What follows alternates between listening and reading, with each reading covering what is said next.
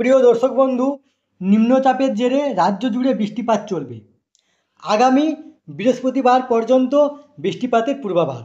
আসুন আমরা ভিডিওর মাধ্যমে দেখে নেব যে কোন জেলায় ভারী বৃষ্টিপাত, কোন জেলায় অতি ভারী বৃষ্টিপাত, কোন জেলায় মাঝারি বৃষ্টিপাত। তার আগে আপনারা অবশ্যই আমার চ্যানেলটি সাবস্ক্রাইব করবেন এবং সবার আগে ভিডিও নোটিফিকেশান পাওয়ার জন্য সামনের যে বেল আইকন আছে সেখানে প্রেস করে নোটিফিকেশান অল করে রাখবেন এবং ভিডিওর সাথে লাইক, কমেন্ট, শেয়ার করবেন। তাহলে আসুন দেখুন এই নিয়ে পত্রিকাতে কী লিখেছে।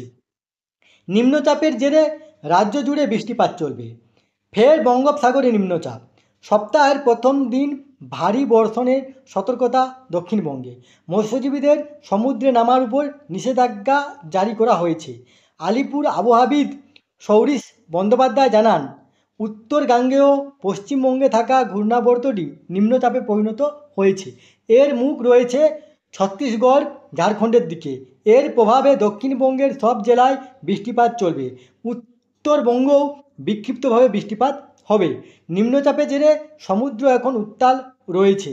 সোমবার পর্যন্ত মৎস্যজীবীদের সমুদ্রে যাওয়ার উপর নিষেধাজ্ঞা রয়েছে।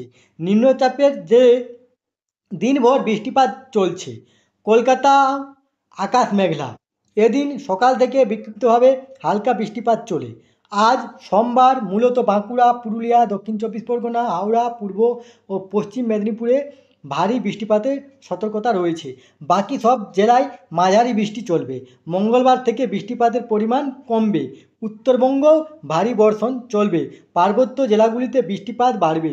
বৃহস্পতিবার পর্যন্ত উত্তরবঙ্গে বৃষ্টিপাতের পূর্বাভাস রয়েছে। এই তথ্যটি আপনার সাথে শেয়ার করলাম। সুস্থ থাকবেন, ভালো থাকবেন, ধন্যবাদ।